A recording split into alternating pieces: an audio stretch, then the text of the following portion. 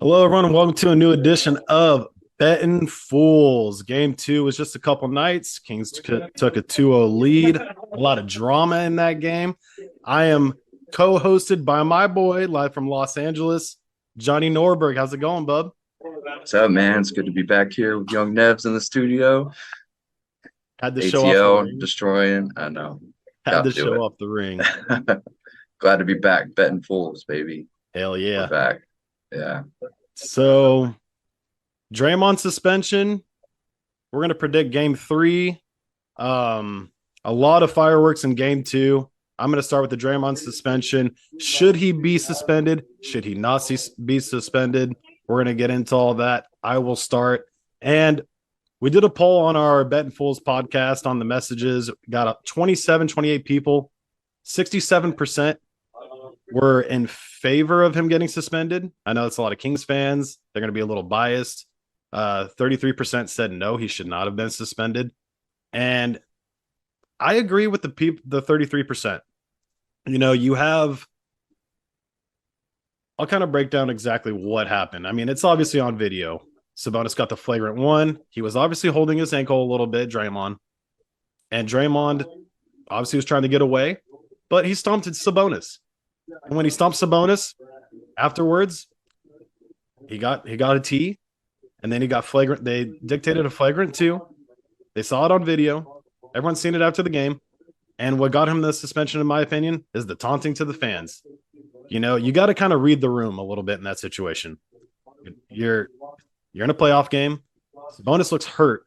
And if he kind of would have just maybe, I'm not saying he needs to give some empathy, but the fact that he's kind of taunting the fans and he's just kind of cheering on and he's doing his thing, it's a bad look. Now, personally, I don't care. That's playoff basketball. Now, throwing a punch, throwing a straight kick like in the air, maybe. I know the stomp still wasn't a good look, but it's playoff basketball. I'm old school. I don't like Adam Silver as a commissioner. He's soft. I think he's weak. I don't agree that, this is good for the NBA. It's good drama. It's the first round. It's NorCal. It's Warriors Kings. Kings want them to be healthy. They don't want suspensions. They want to beat them the right way. Not that even if they do beat them, it's the wrong way, but you want them at full strength. So I don't agree with it.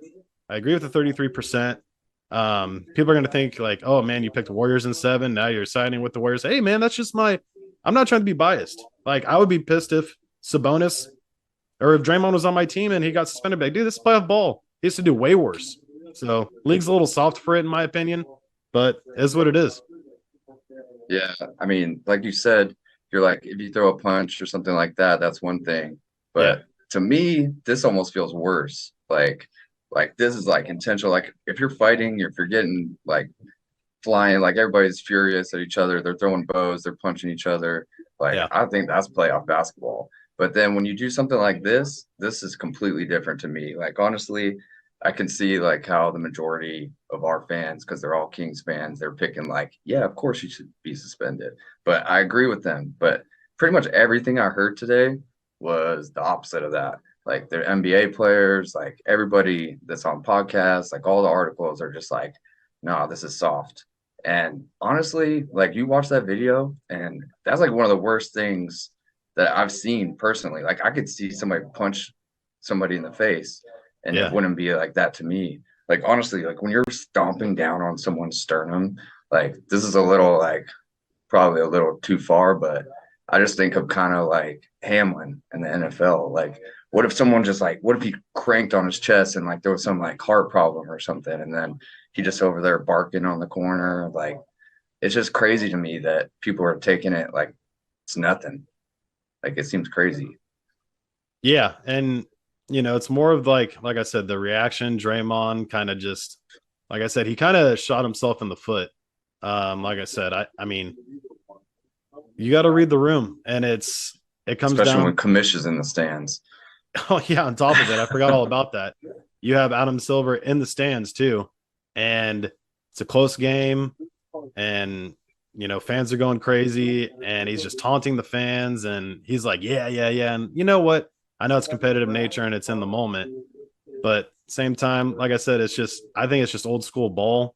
We're obviously in that new age where it is a little softer, and I don't know, man. It's hard for me.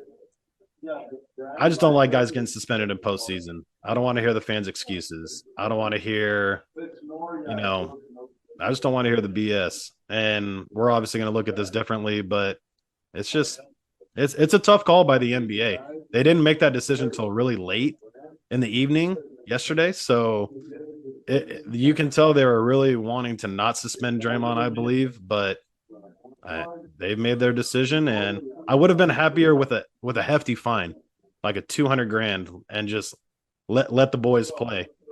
So we'll see if that He'll gets. just get fined 200 grand the next game then and just do it all over again. He don't care.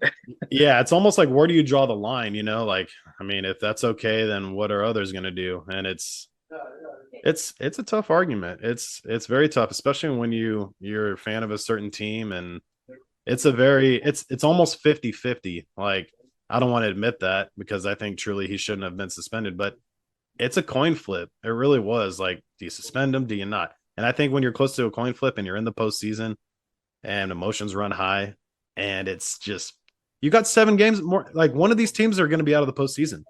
So Yeah. their last couple of games are this season. So they're doing everything they possibly can to stay in it. And Draymond took it a little too far, and I'll sit to that. Yeah. But I don't agree. To me, I see how you're saying it's coin flip. Like I don't see it that way because I think it is like really intentional. But I can see the NBA feeling that way, and that's probably the reason why they took so long, was because like they waited to see Sabonis's like injury report to see if like he was going to be hurt, and it's like, he's hurt. We have to do something. We can't just like let him stomp intentionally on this guy, and like, he's hurt. He might not play the game. He's questionable. And that, yeah, he's questionable still. Like games tomorrow. And to me, it's like, you just look at that video and it's like, it's 100% obvious that he intentionally, like, I don't want to hear nothing about him stretching or like he couldn't stretch out or something. Like, he stomped on purpose down on him. And then like, it's very obvious, very intentional. But Sabonis, like, everybody's like, it's obvious Sabonis was the instigator, but to me, it's not that obvious. Like, I know he was pushing on Clay and he was getting a little rough with Clay. Like, I see that part, but he did fall. It's not like he fell intentionally to Draymond. He didn't like intentionally like wrap his arm around his leg. Like, it's just like, he could have been like grabbing his head. He could have been doing anything. And I haven't heard anybody say that. Like, maybe he like felt his leg there and just squeezed a little. Like, yeah. But I don't think the whole thing was like this intentional thing. Like, oh, I got him. You know what I mean? Yeah, and you can make the argument that he kind of hugged his leg or put his arms around it to make sure that Draymond wasn't going to run on the break because he was on the ground. It's a close game. You never know. Like, every point, every possession matters. So, like I said, we can go all day and we can play devil's advocate and say disagree, agree, disagree, agree. It's a tough call. It's 50-50 in my opinion. I know that's not the popular thing to say. You're either one side or the other. I am no, but I'm also a realist, and I'm going to say it's a toss-up. Yeah. Honestly, I love Draymond too. Like, yeah, he's the one guy, like, I think NBA is soft a lot of times. Like, that's what drives me crazy. I hate when people don't play defense. Like, it's my number one pet peeve. Can't play defense anymore. Yeah, exactly. It's like against the rules to play defense. Like, it's like not good for the ratings. Like, but it's like to see him out there, he's like one of my favorite guys to watch because you could just see like every game he's locked in and he's like in people's head. Like, he was in Sabonis's head that game, 100%. And every person he defends, he's like, I think it was the other way around, but hey. I don't think you can get in Draymond's head. It's like, that guy's crazy, man. Yeah, like, he's just crazy in general. He's gonna think and do what he wants. Yeah, he's gonna do whatever. He don't care. Like, he's gonna sit there and bark at the audience. He's just sat there and screamed at the audience for like 20 seconds, knowing he just like injured a guy. The guy's laying on the side of the court, like still down, and he's laughing and yelling at the audience. Like, what are you doing, man? Like, that's so crazy. It makes no sense, but I still love the guy. He's like the enforcer for hockey. He's just like the crazy dude you bring in to like just run stuff for the teams. Like, this guy's destroying us. Go in there and take care of him, sort of thing. That's kind of the vibe I get from him. Like, which I like to a certain extent, but not when you're stomping on someone's sternum, you know. Like I'll take an elbow to the face all day. Who cares? Like that's part of the game. But stomping on a chest, like that's crazy to me. Yeah, I mean, however, whatever way you put it, it was a crazy game, a crazy game two. Game three is going to be wild. Speaking of game three, we'll move on to game three. We'll do quick predictions and then call it a night as I take a sip. Cheers, buddy. Game three predictions. Real quick, who do you have in game three? Draymond's out. Changes a lot of things. Do you have Kings? Do you have Warriors? What's your thoughts? Well, Warriors were big favorites. They're like -7.5, like, and which I think is wild. Like, I don't know who they're gonna put in there to stop the Kings. Like Looney can't play for 40 minutes. Like that's impossible. And like you got Kaminga, who's skilled. Like I think he's gonna be like the difference maker if Warriors have a chance. But I mean, he played 4 minutes last game, and to say that like he's gonna come in or like J. Michael Green's gonna come in and do something to like change the narrative, that's tough. Like it's gonna take like Splash Brothers going crazy Yeah. for them to like do anything to stop. Like, well, we can't stop Kings. I don't think there's a way they can do that, but you got to keep up with them somehow. And I just don't see it happening without Draymond in there, honestly. Which sucks in a way as a fan. You want to see Draymond, Great but point. you want to see him in there. You want to see, but like to me, it's unacceptable what happened. So I get it, but as a fan, I'm like, just like even though I love Kings and I want Kings to win it all, and this is going to help them win it all Yeah. with him not in there, but it's just not good for the game. Yeah. Yeah, that's a great point. I have Warriors winning. I think they're just going to find a way. It's going to be really tough. I think Splash Brothers do have a big night. Be interesting whether Jordan Poole starts or it's Kuminga. I think Kuminga does start.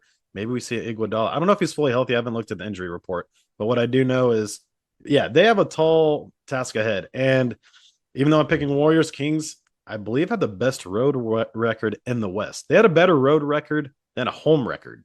So that argument can't really, it's tough to go Yeah, against. But I think Warriors just find a way. They feed off the energy of that home crowd.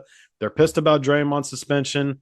I think they just really lock in. They find a way to win. This is King's chance to really take this series. Like if they lose this game without a Draymond and Draymond comes back, that's even more confidence. And it's 2-1. This game, I'm not going to change my prediction. Warriors in 7 at the beginning. I'm not changing it. I think Warriors find a way. Draymond comes back in game 4. They win that game, and game 5 is pivotal.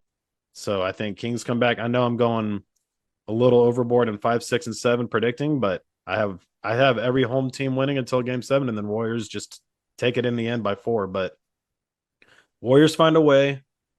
Jordan Poole gets hot. It's the home crowd. Everyone's very upset, and this is a rivalry that we're loving. I mean, couldn't have scripted it any better. yeah, 16 years of no ball for Sacramento, and we get to watch these two games, and they're both games are incredible. Could have gone either way. Close game late, dude. I'll cheers to that again. Come on. cheers. But dude, I don't think I've screamed louder my whole life. BNC Money were here just screaming like on Monday night the whole time. Like it's like the best 2 games I've seen in a while. Like compared to all the other games that are going on right now, this is definitely the series to watch. And like no matter what happens, I think just to go back to our predictions, like everybody had Kings losing game 2, but Yeah. for some reason your boy predicted that they were going to win by 9. And guess what? They could have won by 9, except for that last second 3 at the end. But and it's the same thing. It's like even though Draymond's not in there, they're like, oh, Golden State's gonna do it, and that just makes me like the Kings even more. Like I'm excited to see. I'm just excited to see them push the ball like at their incredible pace. Yeah. And just keep it up. They've been downright impressive. The unbiased in me, the Kings fan, Fox taking that next step, Malik Monk playing insane. And then, like I said in game 2, if Kings are, I predicted Warriors, but I said if Kings are going to win, everybody's got to contribute. It can't be Monk. And I think there's 6 or 7 guys in double figures. Huerter playing well. Yeah, Davion D'ing up. Dude, this Kings team is special, man. And it's just a fun ride. Love it.